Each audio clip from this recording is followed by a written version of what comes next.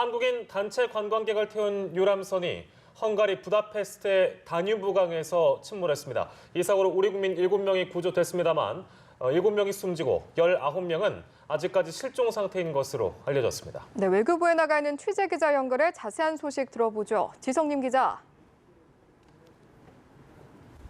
네, 안타깝게도 추가적인 구조 소식은 아직 들어오지 않고 있습니다.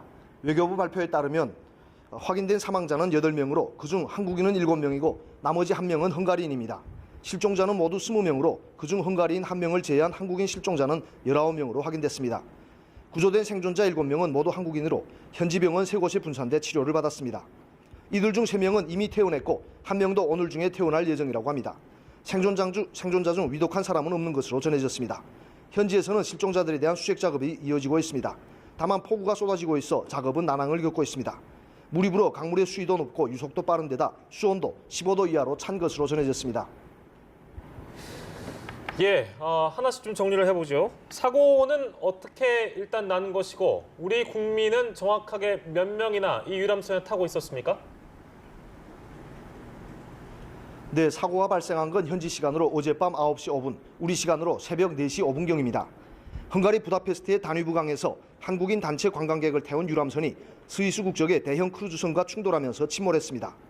유람선은 총 45명이 탈 수 있는 크기로 외교부에 따르면 사고 당시 우리 국민 33명과 헝가리 선원 2명 등 총 35명이 탑승해 있었습니다.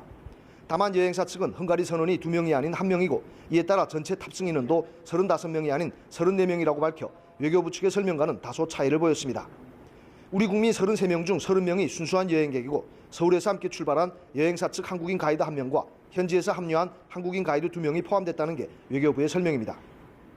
탑승자 중에는 70세 이상의 고령자 1명과 10세 이하 어린이 1명도 포함된 것으로 확인됐습니다. 외교부는 한국인 관광객들이 구명조끼를 착용하지 않은 것으로 알고 있다며 관행 때문이라고 설명했습니다. 한국인 관광객들이 탑승했던 유람선은 사고 후에 완전히 침몰했습니다.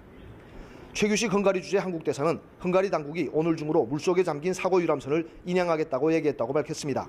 최 대사는 오늘 오후 강경화 장관 주재로 외교부 청사에서 열린 대책회의에서 화상 연결을 통해 헝가리 당국이 헬기를 곧 동원하겠다고 밝혔다며 이같이 전했습니다.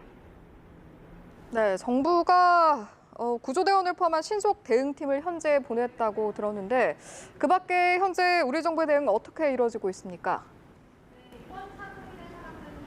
네, 사고 소식이 들어오는 즉시 우리 정부도 발빠르게 대처했습니다. 주 헝가리 한국 대사관은 사고를 파악한 즉시 현장 대책반을 구성했습니다. 영사를 현장에 보내 헝가리 관계당국과 협조해 피해 상황을 파악하고 병원으로 옮겨진 구조자들에 대한 지원에도 나섰습니다.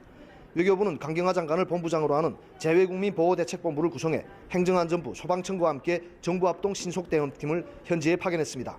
신속대응팀은 외교부 재해동포 영사실장을 팀장으로 외교부 관계자 6명, 구조대를 포함한 소방청 인력 13명 등 총 19명으로 구성됐습니다. 이들이 현지에 도착하는 건 우리 시간으로 자정을 넘길 것으로 보입니다. 한편 김인철 외교부 대변인은 강경화 장관도 현장 지휘를 위해 오늘 헝가리 현지로 출발할 예정이라고 밝혔습니다. 지금까지 외교부에서 연합뉴스TV 지성림입니다.